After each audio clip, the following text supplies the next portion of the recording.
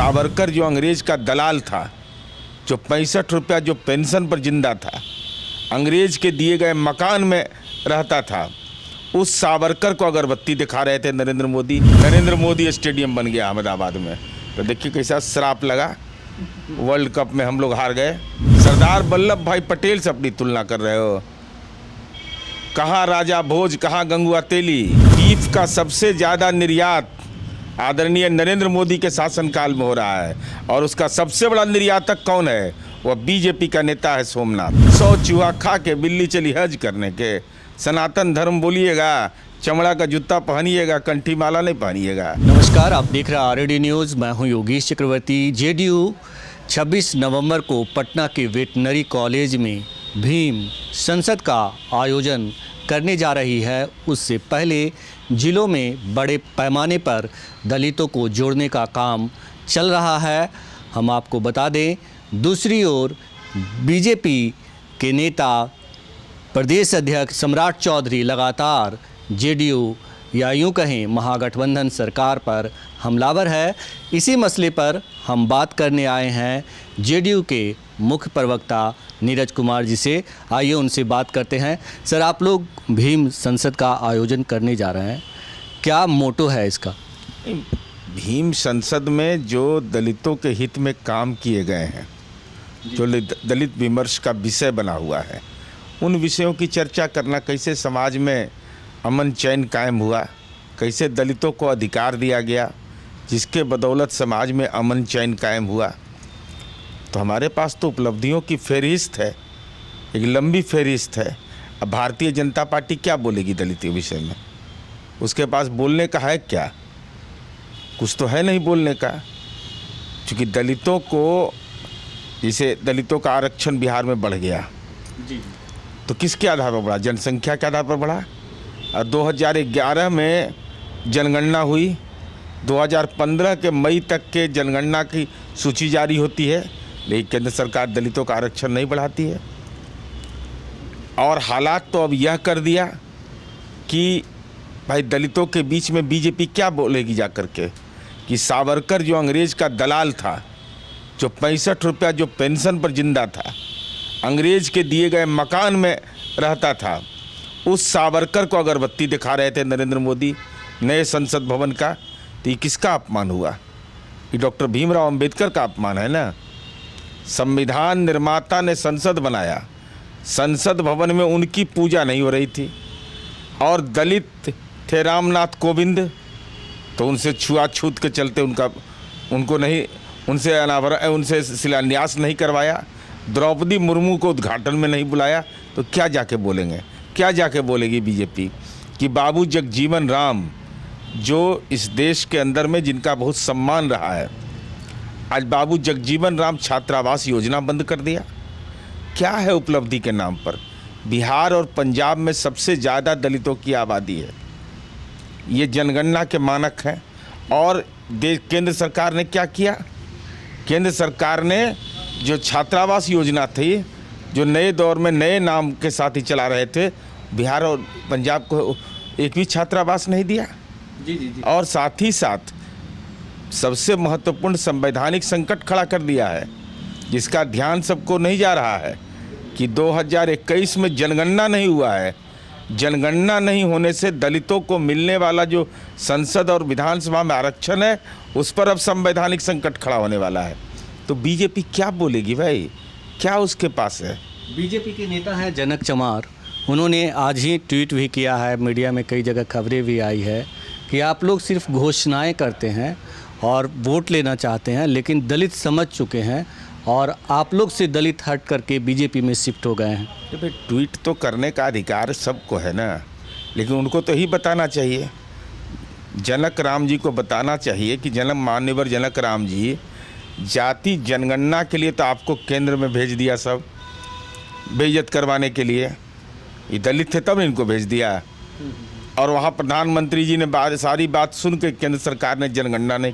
अरे जनगणना नहीं हो रहा है, दलितों का हक मारी हो रहा है। इस सवाल पर जनक राम जी को बोलना चाहिए ना। जनक राम जी को बोलना चाहिए बाबू जगजीवन राम का क्या गुनाह था कि उनके नाम पर छात्रावास योजना बंद कर दिया। कितना बड़ा गुनाह हो रहा है भाई।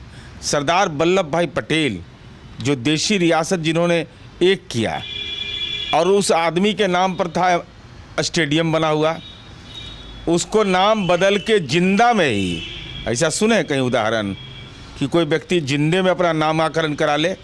नरेंद्र मोदी स्टेडियम बन गया अहमदाबाद में, तो देखिए कैसा श्राप लगा। वर्ल्ड कप में हम लोग हार गए, पूरा देश प्रतीक्षारत था। ऐसा सुने कहीं कि कोई जिंदा में अपना नामाकरण करा ले। इसका मतलब हमको आशंका है कि आने वाले दिनों में जब हम दुनिया से जाएंगे तो हमको कोई याद नहीं करेगा। नरेंद्र मोदी वह शख्सियत है। सरदार वल्लभ भाई पटेल से अपनी तुलना कर रहे हो। कहाँ राजा भोज, कहाँ गंगुआ तेली, भला हाल है ना। राहुल गांधी ने कह दिया सर कि पनौती की वजह से हार गए। बिल्कुल सही कहा है। जो हालात है, जो हालात देश का अंदर बना लिया, श्राप पड़ा है। भाई आप सरदार वल्लभ भाई पटेल के स्टेडियम को आपने नरेंद्र मोदी स्टेडियम किसने बनाने का आपको अधिकार दे दिया था? ऐसा कोई सुने कि जिंदा में कोई व्यक्ति, अरे अटल पथ अटल जी के गुजरने के बाद बना ना। जननायक कर्पूरी ठाकुर छात्रावास जननायक के गुजरने के बाद बना ना। श्री कृष्ण से विज्ञान केंद्र श्री बाबू के गुजरने के बाद बना ना कि जिंदे में नामाकरण करा लेगा। ये जिंदे में नामाकरण करा लिया। ये ऐसा प्रधानमंत्री देश को मिला है कि अपना नाम खुद करवाने के लिए बेचैन रहते हैं। ये अब बताइए, ऐसा उदाहरण हमको तो नहीं मिला है भाई इतिहास में। आप लोगों ने अभी बिहार में आरक्षण का दायरा बढ़ाया है, लेकिन जो बीजेपी के नेता हैं वो लगातार कह रहे हैं। अभी कुछ देर पहले ही बीजेपी के प्रदेश अध्यक्ष सम्राट चौधरी ने ट्वीट किया है, फेसबुक पे उन्होंने जो है सोशल मीडिया पे डाला है कि बिहार में चाचा भतीजा की सरकार जो है मिलकर लूट रही है और यहाँ जंगल राज पार्ट 2 चल रहा है। जिस तरह से लगातार हत्याएं हो रही है बिहार में। कहाँ हत्या हुई है?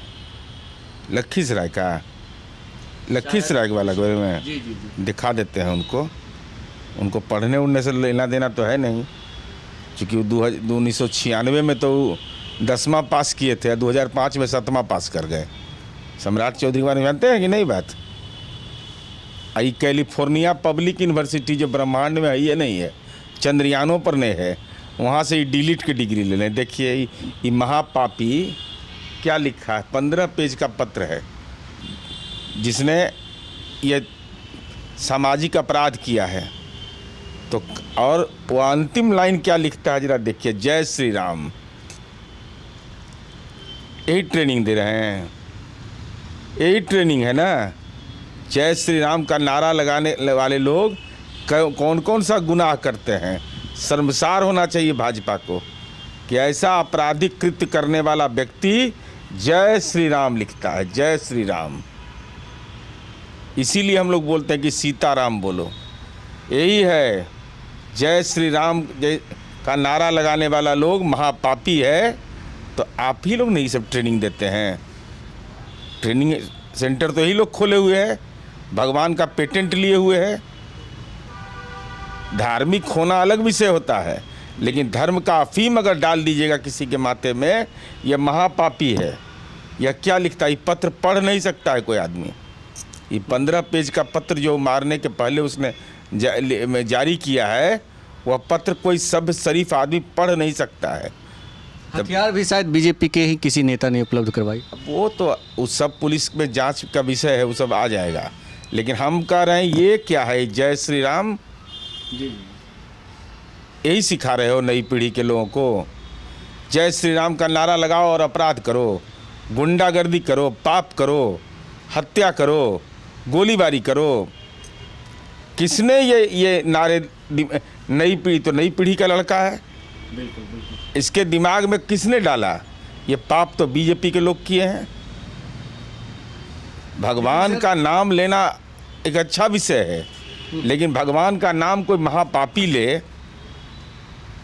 भाई आप देखिए ना, इस देश का इतिहास है, राष्ट्रपिता महात्मा गांधी थे, कोई व्यक्ति गोली मार रहा हो और उनके मुंह से निकला हे राम, यहाँ गोली मारने वाला कह रहा है जय श्री राम।